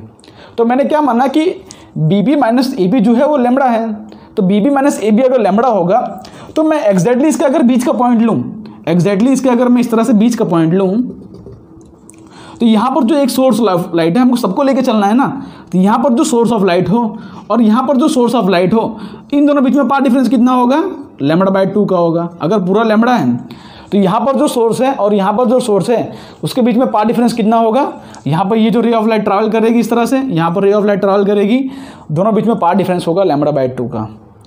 ओके, आप बोलोगे चलो 2 तक और कर लिया, बाकी का क्या होगा, इन दोनों बीच में λ/2 का, बाकी का। अच्छा, मैं यहाँ पे अगर सेकेंड पॉइंट लूँ और यहाँ पर भी सेकेंड पॉइंट लूँ तो इनके ही बीच में डिस्टेंस तो λ/2 का ही होगा, ये भी डिस्टेंस तो λ/2 का होगा, क्योंकि जितना नीचे यहाँ पे आया उतना नीचे यहाँ पे आया हूँ, तो डिस्टेंस तो λ/2 का है। मतलब कि इसके नीचे वाला पॉइंट ले रहा हूँ तो वहाँ पर भी डिस्टेंस कितना होगा, λ/2 का। मतलब क्या है कि इन दोनों का भी डिस्ट्रक्टिव इंटरफेरेंस होगा उस पॉइंट पर। देखो इस तरह से इसको मैं सेट कर रहा हूँ, ठीक है, इस तरह से इसको लॉजिकली आपको समझना है। अगर मैं तीसरा पॉइंट लूँ, यहाँ के इसके नीचे वाला पॉइंट लूँ, ये वाला पॉइंट, और इसके नीचे वाला एक पॉइंट लूँ, ये वाला पॉइंट, ठीक है, तो इन दोनों बीच में भी डिस्टेंस कितना होगा, पाथ डिफरेंस कितना होगा, λ/2 का। मतलब वो पी पॉइंट पे क्या करेंगे, डिस्ट्रक्टिव इंटरफेरेंस। तो मैंने जानबूझ के B B minus A P lambda से इसलिए सेलेक्ट किया क्योंकि मैं λ/2 और λ/2 के उसको रेशियो में डिवाइड कर सकूं। और जहाँ पर सबसे पहले हमने ये इसमें डिवाइड कर सकते हैं, बाकी लैम्बडा से कोई भी कम वैल्यू लो आप तो आप उसको λ/2 में डिवाइड नहीं कर पाओगे। तो क्या होगा एक्चुअली पता है कि सारे पॉइंट यहाँ पर डिस्ट्रक्टिव इंटरफेरेंस नहीं करेंगे। अच्छा, आप बोलोगे लैम्बडा ही क्यों लिया, कुछ और वैल्यू लेके देखो, आपको डिस्ट्रक्टिव इंटरफेरेंस नहीं मिलेगा, ठीक है, क्योंकि आप λ/2 के टर्म में डिवाइड नहीं करोगे। अच्छा, आपके मन में ये भी क्वेश्चन आ रहा होगा कि मैंने ये पॉइंट और ये पॉइंट क्यों लिया, क्योंकि अगर आप सोचो, अगर आप फर्स्ट पॉइंट लो 100 पॉइंट लो, चलो वो तो ठीक है, फिर आप सेकंड पॉइंट और 99 पॉइंट लोगे ना, डिस्टेंस घटता जा रहा है, डिस्टेंस क्या है, घटता जा रहा है। तो मैं डिस्टेंस भी हमको λ/2 मेंटेन करके चलना है। तो मैंने ये पॉइंट लिया, ये पॉइंट λ/2, उसके नीचे वाला पॉइंट, उसके नीचे वाला पॉइंट λ/2, उसके नीचे वाला पॉइंट, उसके नीचे वाला पॉइंट λ/2, तो डिस्टेंस भी हमारा मेंटेन्ड है। मतलब सारे पॉइंट इस पॉइंट पे आके डिस्ट्रक्टिव इंटरफेरेंस करेंगे। बहुत ही इंपॉर्टेंट पॉइंट है और कंफ्यूजिंग है, अगर नहीं समझ पड़ा तो एक बार फिर से देखो मैं क्या बोल रहा हूँ। ओके, चलो, इसलिए जो है इसको हमने λ/2 के टर्म में डिवाइड किया है। नहीं समझ पड़ा, अभी आगे मैं सिखाऊंगा सेकंड डार्क के लिए, तो आपको और अच्छे से समझ पड़ेगा, ठीक है। तो B B minus A B क्या हो गया, λ/2। लेकिन B B minus A B अपना पाथ डिफरेंस नहीं है, B B minus A B सिर्फ कॉर्नर पॉइंट के बीच में डिस्टेंस है, ठीक है। तो पाथ का डिफरेंस कितना होगा, यहाँ पे मैं परपेंडिकुलर ड्रॉप करूँ, मान लो ये एंगल अपना थीटा है, तो ये भी एंगल अपना थीटा बनता है, ठीक है। मान लो इसके बीच में डिस्टेंस ए है, तो ये क्या बन जाएगा अपना, ए साइन थीटा बन जाएगा। ये क्या बन जाएगा अपना, ए साइन थीटा। तो यहाँ पे B B minus A B क्या है, इनके बीच का पाथ डिफरेंस देखो, कॉर्नर पॉइंट को ले रहा हूँ जो कि है ए साइन थीटा के बराबर। तो यहाँ पर क्या होगा कि अपना A sine theta is equal to lambda क्या है, फॉर फर्स्ट डार्क, ठीक है, फर्स्ट डार्क के लिए। ये फर्स्ट डार्क क्यों है, क्योंकि यही पहला पॉइंट है जहाँ पर हम उसको λ/2 के टर्म में डिवाइड कर पा रहे हैं, ठीक है। या तो ऐसा बोलो वहाँ पर सारे पॉइंट डिस्ट्रक्टिव इंटरफेरेंस कर रहे हैं, बाकी किसी पॉइंट पे सारे जो रेज है ना वो डिस्ट्रक्टिव इंटरफेरेंस नहीं करेंगे। कोई कंस्ट्रक्टिव करेगा, कोई डिस्ट्रक्टिव, तो वहाँ पर डार्क नहीं दिखेगा एग्जैक्टली, डार्क वहाँ पर ही होगा जहाँ पर सारे डिस्ट्रक्टिव इंटरफेरेंस करें। तो A sine theta equal to lambda, तो यहाँ से साइन थीटा इक्वल टू क्या आ रहा है, λ/a। यहाँ पर देखो जो YDSC के अंदर हम D यूज़ करते थे वो स्लिट्स के बीच में डिस्टेंस होता है, लेकिन यहाँ पर जो A है वो स्लिट का विड्थ है, ये भी आपको क्लियर करना है, ठीक है। यहाँ पर A क्या है, A स्लिट विड्थ, ओके। तो साइन थीटा इक्वल टू क्या आ गया, λ/a आ गया। तो यहाँ पर हमको पता है कि हम मानते हैं कि sine theta is approximately equal to theta, हम मानते हैं sine theta approximately equal to theta, approximately equal to tan theta होता है। तो यहाँ पर थीटा इक्वल टू क्या आ गया, थीटा इक्वल टू आ गया λ/a, क्योंकि यहाँ पे थीटा होता है ना, कितना एंगुलर स्प्रेड है इसका, सेंटर ब्राइट का कितना एंगुलर स्प्रेड है, इतना ही तो सेंटर ब्राइट है। तो थीटा इक्वल टू क्या आ गया, λ/a, थीटा इक्वल टू क्या आ गया, λ/a। ये क्या है पता है, अपना एंगुलर विड्थ है, एंगुलर विड्थ जो कि है λ/a, ठीक है। एंगुलर विड्थ क्या है, λ/a। आगे उसको एक्सटेंड करना हो तो हमारे पास क्या आया है, sign theta equal to λ/a आया है ना। Sine theta is approximately equal to tan theta, और tan थीटा वैल्यू क्या होगी, मान लो ये पॉइंट अपना y है और ये अपना डिस्टेंस कैपिटल D है, tan थीटा वैल्यू हो जाएगी y/d। तो y/d इक्वल टू λ/a। तो यहाँ से क्या हो जाएगा, y इक्वल टू λ/d/a। वहाँ पे क्या होता था, वहाँ पे ये पॉइंट अपना ब्राइट स्पॉट के लिए आता है, लेकिन यहाँ पे ये पॉइंट अपना डार्क के लिए, ये क्या है अपना फर्स्ट डार्क, ठीक है, वहाँ पे lambda D by small D आता है, लेकिन यहाँ पे लैम्बडा डी बाई ए, जो कि ए इसका विड्थ है, जो कि हम जनरली स्टैंडर्ड मान के चलते हैं। ये अपना फर्स्ट डार्क है, वहाँ पे ये फर्स्ट ब्राइट के लिए आता है। ठीक है, ये बात क्लियर है। लेकिन ध्यान से देखो कि जो सेंटर ब्राइट है ना, उसकी विड्थ कितनी होगी, पूरा यहाँ तक होगा ना, जितना ऊपर है उतना नीचे भी होगा। तो लिखो यहाँ पे for angular width of centre bright, जो कि हो जाएगा 2 थीटा ना, क्योंकि यहाँ पर ये थीटा है, नीचे भी इस तरह से थीटा एक्सटेंड होगा, तो टोटल कितना हो गया 2 थीटा। तो यहाँ पे उसका कितना आएगा, तो 2 इंटू थीटा की वैल्यू क्या है, थीटा की वैल्यू है लैम्बडा बाई ए। ठीक है, ये क्या है अपना थीटा ऑफ सेंटर ब्राइट। ठीक है, या तो ऐसा बोलो angular width of centre bright, जो कि इक्वल टू 2 थीटा है, जो कि इक्वल टू आ जाएगा 2 into lambda by A. Okay, और लीनियर विड्थ अगर देखा जाए लीनियर, तो यहाँ पे y इक्वल टू क्या हो जाएगा, उसके लिए y इक्वल टू हो जाएगा 2 लैम्बडा डी बाई ए। ठीक है, y इक्वल टू क्या हो जाएगा 2 लैम्बडा डी बाई ए, ये सेंटर ब्राइट का। अभी हम सेकंड डार्क समझेंगे तो आपको और समझ पड़ेगा किस तरह से हम लैम्बडा बाई 2 के टर्म में डिवाइड कर रहे हैं। लेकिन ये बात क्लियर हो गया कि फर्स्ट डार्क होगा लैम्बडा डी बाई ए। अच्छा चलो, और एंगुलर विड्थ अगर सेंटर ब्राइट का पूछा जाए तो सेंटर ब्राइट का जो फ्रिंज विड्थ होता है ना, बाकी सबसे डबल होता है। ठीक है, इतना ऊपर इतना नीचे, उसका फ्रिंज विड्थ डबल होता है। तो यहाँ पे लिखो fringe width of centre bright is double than other fringes. ठीक है, उसका क्या हो जाएगा, फ्रिंज विड्थ कितना आ जाएगा, beta equal to 2 lambda D by A, ये सेंटर ब्राइट का है, और बाकी का क्या हो जाएगा ऑल अदर, तो फ्रिंज विड्थ हो जाएगा लैम्बडा डी बाई ए होता है। उसको आगे फ्रिंज विड्थ समझेंगे, लेकिन पहले आप इतना लिख दो। और थीटा इसका अगर लिखा जाए, एंगुलर अगर देखा जाए तो कितना हो जाएगा 2 लैम्बडा, डी हटा दो, कैपिटल डी हटा दो। ठीक है, 2 लैम्बडा बाई ए, इसको हमने यहाँ पे निकाला है। ओके, ये बात आपको क्लियर रहनी चाहिए। अच्छा, दूसरी बात पता है, हमने देखो sine theta approximately equal to theta माना है, लेकिन कभी क्वेश्चन में अगर थीटा की वैल्यू थोड़ी बड़ी आ रही है 30 डिग्री, तो आपको जो है साइन थीटा अप्रॉक्सीमेटली थीटा मत मानना। जैसे आपको एक क्वेश्चन करा दूं जिससे डाउट आपको अभी ही क्लियर हो जाए। एक क्वेश्चन करा देता हूँ, देखो ध्यान से देखना, स्किप मत करना। जैसे मान लो आपके पास एग्जांपल दे रहा हूँ कि वेवलेंथ ऑफ लाइट जो है 5000 एंगस्ट्रॉम है। ठीक है, वेवलेंथ ऑफ लाइट 5000 एंगस्ट्रॉम है। ए की जो वैल्यू है, इसकी विड्थ जो वैल्यू है मान लो 1 माइक्रोमीटर दी गई है आपको। ठीक है, ए की जो वैल्यू है 1 माइक्रोमीटर दी गई है, और यहाँ पे ये जो है लैम्बडा, हमको पता है कि थीटा इक्वल टू क्या होता है, थीटा इक्वल टू तो लैम्बडा बाई ए। और आपको पता है, अगर मैं यहाँ पे क्वेश्चन पूछ रहा हूँ, ठीक है, क्वेश्चन क्या पूछ रहा हूँ आपसे कि find angular width of centre bright, angular width of centre bright. चलो इसको आप ट्राई करो, लैम्बडा दिया, ए दिया है, एंगुलर विड्थ पूछा सेंटर ब्राइट का, ऑप्शन दे रहा हूँ 30 डिग्री, बी 60 डिग्री, सी 90 डिग्री, डी 45 डिग्री। चलो इसको ट्राई करो, angular width of centre bright कितना होगा। तो देखो इसमें मिस्टेक क्या कर सकते हैं, बस समझाता हूँ आपको। हमको पता है कि थीटा क्या होता है, लैम्बडा बाई ए होता है।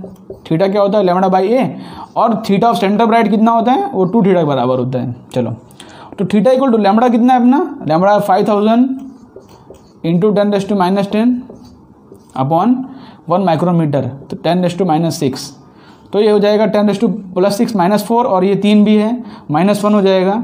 तो थीटा इक्वल टू आ रहा है 0.5, मतलब थीटा इक्वल टू क्या आ रहा है 1/2।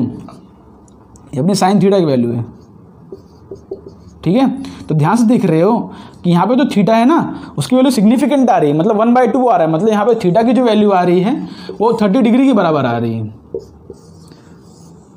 तो इसको आप डायरेक्टली वैसे देखो, आपको क्या लग रहा होगा, आपने अगर ये किया होगा, अगर आपने साइन थीटा इक्वल टू, या तो ऐसा बोलो कि theta equal to 2 lambda A by किया होगा ना, तो आपका आंसर क्या हो जाएगा, यहाँ पे 1 आ जाएगा। तो आप sine theta equal to 190 degree put करोगे, लेकिन 90 डिग्री गलत आंसर है। अगर आपने 2 लैम्बडा ए बाई किया होगा तो आपका आंसर 1 आया होगा, तब बोलोगे साइन थीटा इक्वल टू 1, तब क्या कर दोगे आप, थीटा इक्वल टू 90 डिग्री कर दोगे, तो आपका गलत आंसर है। ठीक है, इस तरह से हम नहीं कर सकते 2 लैम्बडा बाई ए। मतलब सिंपली कहने का मतलब क्या है कि थीटा की वैल्यू अगर सिग्निफिकेंट हो ना, तो आप डायरेक्टली 2 लैम्बडा बाई ए मत करना, आप 2 थीटा करना।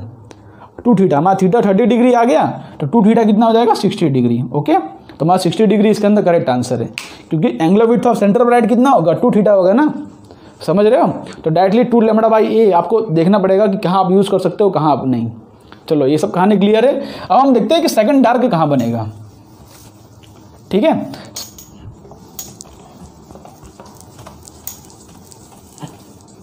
अब मेरा फिर से क्वेश्चन है कि सेकंड डार्क कहाँ बनेगा। देखो सिंपली लॉजिक अपना यही है। लॉजिक क्या हम यूज़ करेंगे कि उस पॉइंट पर जो है क्या होगा, उस पॉइंट पर सारे रेस का डिस्ट्रक्टिव इंटरफेरेंस होना चाहिए। ठीक है, उस पॉइंट पर सारे रेस का डिस्ट्रक्टिव इंटरफेरेंस होना चाहिए। तो ये लॉजिक यूज़ करके हम जो है अब सेकंड डार्क ढूंढते हैं। ठीक है, सेकंड डार्क कहाँ बनेगा। फर्स्ट डार्क तो हम ढूंढ चुके हैं। फर्स्ट डार्क कहाँ बन रहा है, यहाँ पे, जो कि y इक्वल टू, या तो बोलो कि पाथ डिफरेंस हो लैम्बडा। ठीक है, और ये डिस्टेंस हमारा आता है लैम्बडा डी बाई ए पर, अगर हमारा ये डिस्टेंस a हो तो। ठीक है, अब क्वेश्चन है कि सेकंड डार्क कहाँ बनेगा। तो सेकंड डार्क ढूंढना है हमको। तो उसके लिए क्या होगा, हमारा पाथ डिफरेंस कितना होगा। जैसे पॉइंट मान लो ये पॉइंट अपना A है, ये पॉइंट अपना B है, ये पॉइंट अपना P है। तो इस बार क्या होगा कि जहाँ पर सेकंड डार्क बनेगा उस पॉइंट पर BP minus AP is equal to 2 lambda होगा। अब ऐसा क्यों होगा, क्योंकि हम लैम्बडा पे, देखो हमने लैम्बडा पे क्या ढूंढा था, हमने लैम्बडा पे फर्स्ट डार्क ढूंढा, तो सेकंड डार्क बनेगा ना। क्योंकि हमको करना क्या है, हमको एक्चुअली करना क्या है कि यहाँ पर जितने हमारे सोर्सेस हैं उसको जो है हमको लैम्बडा बाई 2 के टर्म में डिवाइड करना है। हमको जितने भी सोर्सेस हैं उसको लैम्बडा बाई 2 के टर्म में डिवाइड करना है। लैम्बडा में डिवाइड मत करना, लैम्बडा बाई 2 में डिवाइड करना है, क्योंकि लैम्बडा बाई 2 होगा तभी डिस्ट्रक्टिव इंटरफेरेंस होगा। तो यहाँ पर क्या होगा कि अगर आप 2 लैम्बडा लेंगे ना तो जितना हमारा डिस्टेंस है उसको हम 4 पार्ट में डिवाइड कर सकते हैं इस तरह से। ठीक है, ये हमारा लैम्बडा बाई 2 हो जाएगा, ये हमारा लैम्बडा बाई 2 हो जाएगा, ये हमारा लैम्बडा बाई 2 हो जाएगा, और ये हमारा लैम्बडा बाई 2 हो जाएगा। तो हमारा ये जो डिस्टेंस है इसको हम 4 पार्ट में डिवाइड कर सकते हैं। इससे भी क्या होगा, इससे यहाँ पर जो रेस निकलेगी, ये जो रेस निकलेगी उससे ये वाला रेस कैंसिल आउट हो जाएगा। इसके नीचे वाला जो रेस होगा उससे ये वाला कैंसिल आउट हो जाएगा, इसके नीचे वाला जो होगा उससे ये वाला कैंसिल हो जाएगा, ऐसे ऐसे यहाँ चलेगा। उसके बाद ठीक है, ये इससे ये कैंसिल आउट हो जाएगा, इससे ये लैम्बडा बाई 2, क्यों डिस्टेंस तो लैम्बडा बाई 2 मेंटेन्ड ही है ना। क्योंकि अगर देखो इसके और इसके बीच में लैम्बडा बाई 2 है तो दोनों पॉइंट अगर नीचे चलूँ तो लैम्बडा बाई 2 और नीचे lambda by 2, lambda by 2, lambda by 2, इस तरह से। वैसे ही यहाँ से जो रे निकलेगा उससे ये वाला, इसका जो पॉइंट सोर्स वाला रे निकलेगा कैंसिल आउट कर जाएगा, उसके नीचे वाले से इसके नीचे वाला कैंसिल आउट हो जाएगा, इसके नीचे वाले से इसके नीचे वाला कैंसिल आउट हो जाएगा। समझ रहे हो, लैम्बडा बाई 2 के टर्म में डिवाइड करने से ये फायदा हो रहा है। पहली बात तो पाथ डिफरेंस मेंटेन हो रहा है, देखो सारे पॉइंट सोर्सेज बीच में लैम्बडा बाई 2 का डिस्टेंस हो रहा है। दूसरी बात क्या हो रहा है कि लैम्बडा बाई 2 के होने चाहिए, वहाँ पे क्या होगा, डिस्ट्रक्टिव इंटरफेरेंस होगा। तो जितने भी देखो हमने ऐसे करके सारे पॉइंट्स कवर कर लिए, हमको सारे पॉइंट को नज़र में रख के चलना है। सारे पॉइंट कवर कर लिया, सारे पॉइंट को वहाँ पे क्या हो रहा है, डिस्ट्रक्टिव इंटरफेरेंस, क्योंकि हमने लैम्बडा बाई 2 के टर्म में डिवाइड कर दिया उसको। अब किसी मन में क्वेश्चन आएगा लैम्बडा में क्यों डिवाइड नहीं किया। लैम्बडा में डिवाइड करोगे तो वहाँ पे थोड़ी डार्क मिलेगा, हमको सेकंड डार्क पोजीशन ढूंढना है ना। तो BB माइनस AB क्या होगा, 2 लैम्बडा बराबर होगा। ठीक है, BB माइनस AB क्या होगा, 2 लैम्बडा। तो सिंपली यहाँ पे जो पाथ का डिफरेंस होगा, क्योंकि अगर ये डिस्टेंस A हो तो ये हो जाएगा अपना A साइन थीटा। तो A साइन थीटा जो कि होगा, ये अपना पाथ का डिफरेंस नहीं है, पहले आपको क्लियर कर दे रहा हूँ, ये 2 एंड पॉइंट के बीच में डिस्टेंस है। ओके, पाथ का difference A sine theta equal to 2 lambda. तो यहाँ पे साइन थीटा इक्वल टू क्या हो जाएगा, 2 लैम्बडा बाई A। ठीक है, अगर sine theta approximately tan theta लिखा जाए तो y by capital D is equal to 2 lambda by A। तो y ऑफ सेकंड डार्क मिल जाएगा हमको डिस्टेंस, क्योंकि है 2 lambda D by A। Angular width पूछे तो थीटा अगर एंगुलर सेकंड डार्क का कितना होगा, 2 lambda by A। 2 lambda by A distance पर ये जो अपना थीटा आ रहा है ये जो है 2 लैम्बडा बाई A है। और अगर हमको एंगुलर विड्थ हमको डिस्टेंस निकाला जाए तो 2 lambda D by A।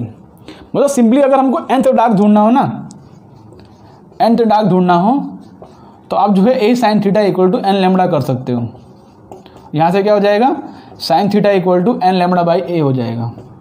Okay, ये बात क्लियर रखो, nth डार्क। ऐसे ही सोचो अगर थर्ड डार्क ढूंढना होगा तो आप इसको लैम्बडा बाई 2 को 6 पार्ट में डिवाइड करोगे। ठीक है, हमको जिससे कि सारे रेस कवर हो जाए, 8 पार्ट में, सॉरी 4 डार्क होगा तो 8 पार्ट में डिवाइड करोगे, तो ऐसे डार्क की पोजीशन आप निकाल सकते हो। अच्छा, अब बात आ रही है कि ब्राइट की पोजीशन क्या होगा।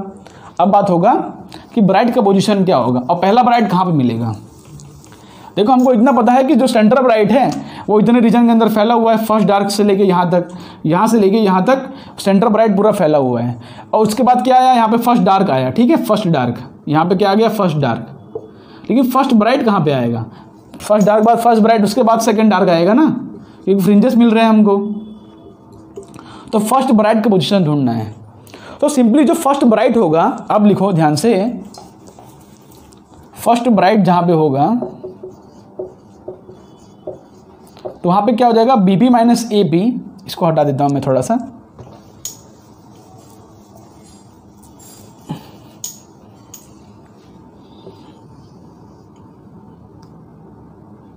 ठीक है। फर्स्ट ब्राइट पोजीशन ढूंढना हूं, फर्स्ट ब्राइट, तो ये पॉइंट अपना P है, तो वहां पे क्या हो जाएगा कि BB minus A B equal to क्या हो जाएगा, 3 λ/2, ठीक है। आपने बोला λ/2 आपने क्यों नहीं लिया, क्योंकि λ/2 तक तो अपना वही है। देखो, हमको क्या मिला, फर्स्ट डार्क कहाँ बन रहा है, लैम्बडा पे, फर्स्ट डार्क कहाँ बन रहा है, लैम्बडा पे, मतलब उसके बीच में तो अपना सेंटर ब्राइट का रीजन ही फैला हुआ है ना, तो लैम्बडा तक तो अपना सेंटर ब्राइट फैला हुआ है, तो उसके बीच में λ/2 पे जो डार्क आ रहा है, जो ब्राइट आ रहा है, वो तो सेंटर ब्राइट वाला ही है, तो उसको सेंटर ब्राइट में ही काउंट करेंगे। उसके बाद अपना जो उसके बाद फर्स्ट ब्राइट जहाँ मिलेगा ना, वो फर्स्ट डार्क के बाद जो मिलेगा वो है, अब उसको अपना फर्स्ट ब्राइट बोल रहे हैं। बाकी ये रीजन के अंदर जो फैला हुआ है वो तो अपना सेंटर ब्राइट है, उसको तो सेंटर ब्राइट मान लिया है हमने। उसके बाद जो ब्राइट आ रहा है उसको हमने फर्स्ट ब्राइट माना, ठीक है। उसके बीच में पार्ट डिफरेंस कितना होगा, 3 λ/2। आप बोलोगे ये क्यों लिया, क्योंकि एक्चुअली आप 3 λ/2 लोगे ना, तो देखो ध्यान से इस तरह से, तो उसको आप λ/2 में डिवाइड करोगे, इतना हो गया λ/2, इतना हो गया λ/2 और इतना हो गया λ/2। तो इस बार जो है सारे रेस कैंसिल आउट नहीं करेंगे, इस बार क्या है कि यहाँ का ये तो कैंसिल आउट हो जाएगा, इससे इसका इससे कैंसिल आउट हो जाएगा, और ये लास्ट पॉइंट आएगा उससे ये लास्ट पॉइंट कैंसिल आउट हो जाएगा। लेकिन ये λ/2 वाला जितना बच गया है, तो जितने रेस बच गए हैं ना, वो उस पॉइंट पर जाके ब्राइट स्पॉट बनाएंगे, उस पॉइंट पर जाके ब्राइट स्पॉट बनाएंगे। ओके ओके, तो उसी हिसाब से जो है हमको बीबी माइनस ए पी जो है 3 λ/2 पे हमको ब्राइट मिलेगा, क्योंकि ये जो बच गए हैं ना वो हमको ब्राइट स्पॉट देंगे उस पॉइंट पर। ओके, तो BB minus A P equal to 3 λ/2। Simply यहाँ पे क्या करोगे आप कि A sine theta equal to 3 λ/2, यहाँ पे theta equal to sine theta equal to आ जाएगा 3 λ/2a यहाँ पे, ठीक है। ये अपना ब्राइट स्पॉट का पोजीशन मिल जाएगा, फर्स्ट ब्राइट। और सेकंड ब्राइट ढूंढना हमको, तो सेकंड ब्राइट के लिए क्या हो जाएगा कि A sine theta equal to 5 λ/2 है, 5 λ/2 सिंपली, ठीक है। तो यहाँ पर क्या हो रहा है, ए साइन थीटा इक्वल टू 5 λ/2, क्योंकि पता है इसको आप जो है इस तरह से 5 पार्ट में डिवाइड करोगे आप, 5 पार्ट में, तो यहाँ पे 4 पार्ट तो कैंसिल आउट कर जाएंगे λ/2 वाले। देखो λ/2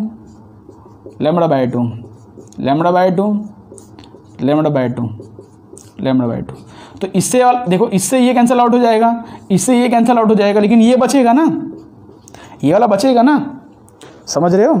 अच्छा, दूसरी बात आपके मन में ये भी क्वेश्चन आता है कि इंटेंसिटी कैसे घट रही है, तो वो लॉजिक को आप यहाँ भी देख सकते हो कि पहले इतने रेस को हमने 3 पार्ट में डिवाइड किया था, तो फर्स्ट ब्राइट था उसके लिए हमने इसको 3 पार्ट में डिवाइड किया था, आप देखोगे, ठीक है। मतलब मान लो इसके अंदर 100 सोर्सेस हो, तो देखो 5 पार्ट में डिवाइड करोगे तो एक पार्ट में 20% ही आ रहा है, मतलब ये 20% हो गया, ये 20% हो गया, मैं समझ रहा हूँ 5 पार्ट में, और इसको हम 3 पार्ट में डिवाइड करोगे तो एक पार्ट में 33.3% आ रहा है। मतलब मेरे कहने मतलब ये है कि जैसे जैसे ऊपर जा रहे हो इंटेंसिटी घट क्यों रही है, क्योंकि जो फर्स्ट ब्राइट है उसके लिए देखो 33.3% रेस काम कर रहे हैं, लेकिन जो सेकंड ब्राइट है उसके लिए सिर्फ 20% रेस काम कर रहे हैं, बाकी तो कैंसिल आउट कर जा रहे हैं। और उसके बाद और होगा, थर्ड ब्राइट लोगे तो और कम रेस काम करेंगे, तो और जो इसकी इंटेंसिटी घट जाएगी, और उसके बाद जो है डिसअपियर कर जाएगा। ओके, इस तरह से कहानी होती है, क्योंकि यहाँ पे जो रेस पार्टिसिपेट कर रहे हैं ना ब्राइट स्पॉट बनाने में, वो भी तो कम होते जा रहे हैं समय के साथ, इसलिए वहाँ पे जो है ब्राइट स्पॉट जो है धीरे धीरे घटता जा रहा है। तो यहाँ पे इसका अगर nth ब्राइट का कंडीशन निकालूं तो कैसा होगा, फॉर nth ब्राइट लिखो, for nth bright A sine theta equal to क्या हो जाएगा 2n + 1 λ/2, ठीक है, आपने बोला ये +1 क्यों लिखा आपने, क्योंकि आप -1 लिखो तो भी चलेगा, कोई दिक्कत नहीं है, लेकिन यहाँ पे क्या होगा, -1 लिखोगे ना तो आपको n = 2 से स्टार्ट करना पड़ेगा, n = 2 से स्टार्ट करोगे। मतलब अगर आप ये लिखोगे, देखो यहाँ पे क्या होगा, n = 1 से स्टार्ट कर सकते हो आप, लेकिन आप अगर a sin θ = 2n - 1 λ/2 लिखो, क्योंकि ये सबसे कोई फर्क नहीं पड़ता, बस n की वैल्यू से फर्क पड़ता है। n = आप 2 से स्टार्ट करोगे, क्यों पता है, कि जो पहला ब्राइट है ना हमको किस पे मिल रहा है, पहला ब्राइट 3 λ/2 पे मिल रहा है, तो 3 λ/2 के लिए यहाँ पे n = कितना रखना पड़ेगा हमको 2, और यहाँ पे n = कितना रखना पड़ेगा 1। तो चाहे +1 लो चाहे -1 आपको देखना पड़ता है। +1 जनरली इसलिए लिखते हैं कि आपको सोचना नहीं पड़े कि भाई n की वैल्यू क्या रखूँ, भाई अगर फर्स्ट पूछा है तो फर्स्ट रख दो, 2 पूछा है 2 रख दो, 3 पूछा 3, लेकिन इसके अंदर आपको ध्यान रखना पड़ेगा कि n = 2 से स्टार्ट करना है। इसलिए जो जनरली हम क्या मान के चलते हैं कि a sin θ = 2n + 1 λ/2। तो इससे क्या होगा कि यहाँ पे जो sin θ आ जाएगा वो 2n + 1 λ/a आ जाएगा, ठीक है, 2a हो जाएगा। तो यहाँ से अगर इसको y/d लिखूँ तो हो जाएगा y = 2n + 1 λd/2a। ध्यान से, ये अपना क्या था, डार्क का कंडीशन आ रहा था, यहाँ पे अपना ये ब्राइट का कंडीशन आ गया, nth ब्राइट का, ओके। और जो YDSC था उसके अंदर 2n - 1 λd/2a आता है, लेकिन यहाँ पे 2n + 1 λ/d, क्योंकि सिंपली n की वैल्यू पे डिपेंड करता है आप n की कौन सी वैल्यू लिख रहे हो, ओके। और डार्क के लिए क्या है, डार्क के लिए यहाँ पे लिख देता हूँ nth dark y = n λd/a, ये nth डार्क की कहानी है। और इंटेंसिटी जो है समय के साथ घटती जा रही है, ओके। तब इंटेंसिटी की कहानी थोड़ी देख सकते हैं। अच्छा, फ्रिंज विड्थ की बात कर ले तो फ्रिंज विड्थ क्या होता है कि कंसेक्यूटिव ब्राइट और डार्क के बीच में डिस्टेंस, तो सेंटर ब्राइट की तो फ्रिंज विड्थ होती है ना। चलो ये पॉइंट आपने नोट कर लिया ना, थोड़ा बहुत फ्रिंज विड्थ की कहानी देख लो आप, कि सेंटर ब्राइट है उसकी जो फ्रिंज विड्थ आती है वो 2 λd/a आती है, ठीक है। उसकी फ्रिंज विड्थ क्या आती है, 2 λd/a, क्योंकि देखो सेंटर ब्राइट के डबल हमको देखने से दिख रहे हैं, और बाकी जो होते हैं ना ऑल अदर, उसकी जो फ्रिंज विड्थ आती है वो λd/a आती है। और ये कैसे आती है, बीटा = λd/a कैसे आती है। आप सेकंड देखो, सेकंड डार्क में से फर्स्ट डार्क माइनस कर लो तो भी λd/a मिलेगा। सेकंड ब्राइट में से देखो आप चाहे 5/2 λ करो -3 λ/2 तो भी आपको आंसर λ/2 ही मिल रहा है। देखो ध्यान से लैम्बडा मिल रहा है, चाहे आप 2 λ - λ करो तो भी आपको लैम्बडा मिल रहा है। मतलब कि आप चाहे कॉन्सेक्यूटिव डार्क को माइनस करो चाहे कॉन्सेक्यूटिव ब्राइट को माइनस करो, वही तो होता है फ्रिंज विड्थ। तो फ्रिंज विड्थ बाकी सबका कांस्टेंट होता है, लेकिन सेंटर ब्राइट का जो है डबल होता है, ये आपको ध्यान रखना है, ओके। तो अब हम इंटेंसिटी की कहानी देख लेते हैं और उसके बाद जो है हम इस लेक्चर को एंड करेंगे। तो इंटेंसिटी का वेरिएशन किस तरह से होता है डिस्टेंस के साथ। तो यहाँ पर इसका अगर ग्राफ देखा जाए ना, आपको पता है कि इंटेंसिटी जो है समय के साथ घटता जा रहा है। तो अगर हम इंटेंसिटी वर्सेस थीटा का ग्राफ ड्रॉ करें, इंटेंसिटी वर्सेस थीटा का, तो यहाँ पर कुछ इस तरह से ग्राफ बन के आएगा। यहाँ पर अपना इंटेंसिटी है और ये पॉइंट अपना थीटा है, ठीक है। ये अपना first dark first bright, second dark second bright, ठीक है। यहाँ पर क्या है कि λ/a, यहाँ पर होगा 2 λ/a, सॉरी 3/2 λ/a, ठीक है। यहाँ पे होगा 2 λ/a, यहाँ पे होगा 5/2 λ/a। उसी हिसाब से यहाँ पर भी होगा first dark first bright, second dark second bright, ठीक है। यहाँ पे क्या हो जाएगा λ/a, ठीक है, थीटा की बात कर रहा हूँ, λ/, फिर 2 λ/a, फिर 5/2 λ/a। अब क्या होता है कि सेंटर ब्राइट की इंटेंसिटी मैक्सिमम होती है। तो यहाँ पर ग्राफ कुछ इस तरह से बनता है, सेंटर ब्राइट की जो इंटेंसिटी होती है वो एकदम मैक्सिमम होती है, और उसके बाद जो है इंटेंसिटी घटती जाती है। मतलब यहाँ पे इंटेंसिटी कम हुई, यहाँ पे इंटेंसिटी और कम हुई, और इस तरह से घटती जाती है, ठीक है।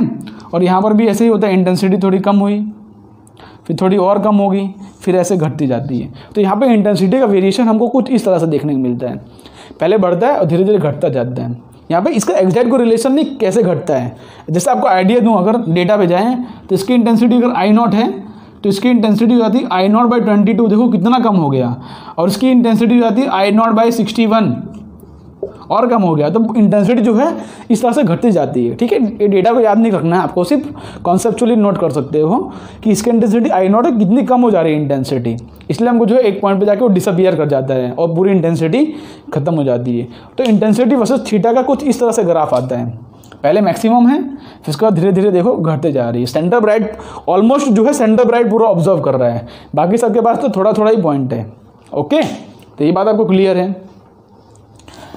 चलो एट द लास्ट हम डिफरेंस देख लेते हैं भाई कि इंटरफेरेंस, या तो ऐसे बोलो कि YDSC और डायफ्रैक्शन में क्या डिफरेंस है। कभी ऐसा मत बोलना कि इंटरफेरेंस और डायफ्रैक्शन में क्या डिफरेंस है, उसको बोलोगे तो गलत कर दोगे, क्योंकि इंटरफेरेंस तो दोनों में ही हो रहा है। लेकिन क्या हो रहा है कि डायफ्रैक्शन के अंदर सिंगल स्लिट डिफ्रैक्शन हो रहा है, उसके अंदर क्या 2 स्लिट्स की वजह से होता था। ठीक है, तो यहाँ पर डिफरेंस लिखता हूँ YDSC और डायफ्रैक्शन। कभी कोई बुक में लिखा रहता है इंटरफेरेंस डायफ्रैक्शन, वो गलत होता है।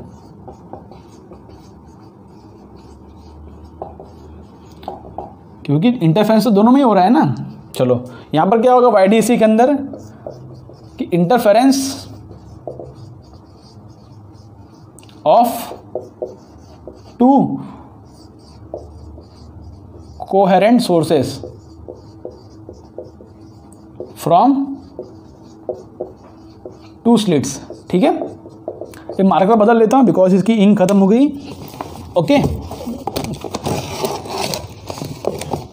तो YDSC के अंदर क्या हो रहा है कि interference of 2 coherent sources from 2 different slits, 2 slits होते थे और 2 स्लिट्स की वजह से इंटरफेरेंस होता है। इसके अंदर क्या हो रहा है डायफ्रैक्शन के अंदर, interference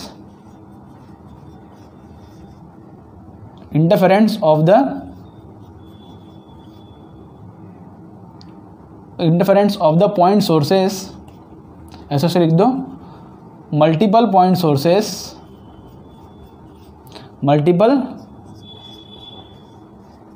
sources which are from,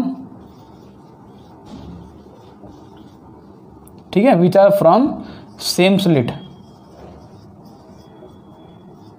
ठीक है, interference of the multiple point sources which are from the same slit, तो ये जो है डायफ्रैक्शन के अंदर होता है। यहां पर क्या हो रहा है इंटरफेरेंस, स्पेलिंग रॉन्ग लिख दिया मैंने, interference of the multiple point sources which are from the same slits, और यहाँ पे interference of 2 coherent sources from 2 different slits, from 2 different. ये पहला डिफरेंस हो गया। ठीक है, दूसरा डिफरेंस क्या होता है, कि यहाँ पर सेंटर ब्राइट जो है सबसे ब्राइट होता है। सॉरी, YDSC के अंदर क्या होता है कि ब्राइटनेस जो है मतलब कि उसकी इंटेंसिटी घटती नहीं है। ठीक है, मैक्सिमा की इंटेंसिटी मैक्सिमा ही होती है, मिनिमा की 0 होती है, और सबकी इंटेंसिटी बराबर होती है। ठीक है, तो intensity of all the fringes are same मतलब क्या है कि ब्राइट इक्वली ब्राइट होता है, डार्क इक्वली डार्क होता है। ठीक है, all bright fringes are equally bright, all bright fringes are equally bright. ठीक है, और इसके अंदर क्या होता है कि इंटेंसिटी गोज ऑन डिक्रीजिंग,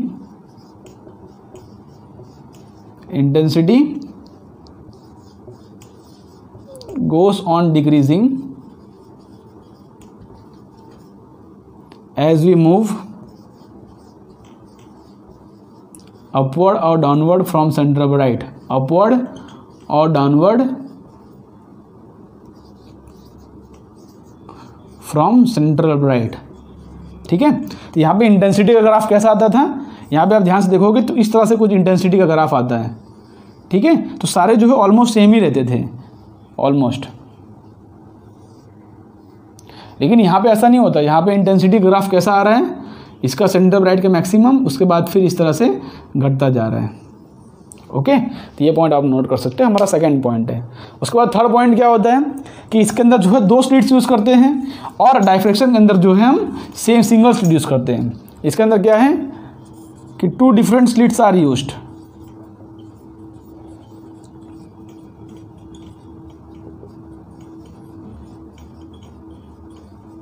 और इसके अंदर क्या है कि सिंगल स्लिट इज यूज्ड।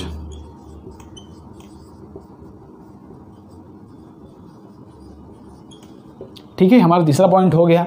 हमने इंटरफेरेंस की बात कर ली, कैसे इंटरफेरेंस हो रहा है, दोनों में इंटरफेरेंस हो रहा है, लेकिन उसमें मतलब मल्टीपल पॉइंट सोर्सेस सेम ही स्लिट के अंदर से यूज़ हो रहा है।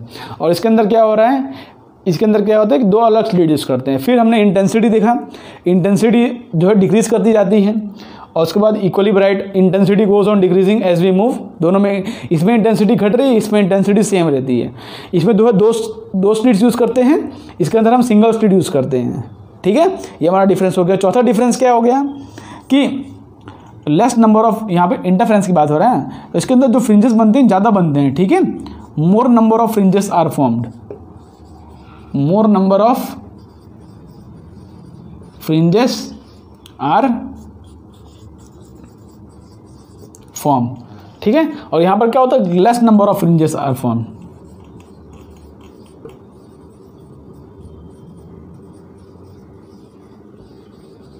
क्यों पता है, क्योंकि धीरे धीरे क्या है, इंटेंसिटी घटती जा रही है, और कुछ समय बाद हमको जो है वहाँ पर टोटली डार्क दिखता है। तो वहाँ पे जो है हमको मतलब फ्रिंज खत्म हो जाता है, फ्रिंज के पैटर्न जो है खत्म हो जाता है, लेकिन यहाँ पर थोड़ा दूर तक चलता है। ओके, ज़्यादा इसमें भी नहीं दिखता, लेकिन उसके कंपैरिजन में इसमें जो है ज़्यादा फ्रिंजेस फॉर्म होते हैं। बाकी ऐसा डिफरेंस आप नहीं ले सकते कि भाई इसके अंदर ब्राइट डार्क बन जाता है, डार्क ब्राइट बन जाता है, वो तो फॉर्मूलेज हैं, फॉर्मूले में आप डिफरेंस नहीं नोट कर सकते। इतने डिफरेंस होते हैं कि इसके अंदर इंटरफेरेंस की कहानी देखी, इंटेंसिटी वाली कहानी, स्लिट्स की कहानी, और कितने नंबर ऑफ फ्रिंजेस बन रहे हैं वो भी कहानी हमने देख लिया। ओके, यहाँ पे इंटेंसिटी हमको पता होता है कि भाई सबका मैक्सिमम है, लेकिन वहाँ पे क्या है कि इंटेंसिटी जो है समय के साथ घट रही होगी। ओके, तो आई होप सो आज का लेक्चर आपको पसंद आया होगा। अगर पसंद आया तो वीडियो को लाइक कर दें। मिलते हैं आपको नेक्स्ट लेक्चर में, और इसके बेस पे जो क्वेश्चंस आएगा उसको हम रैपिड फायर राउंड में ले लेंगे। तब तक के लिए आप पढ़ाई करते रहें, तब तक के लिए बाय बाय।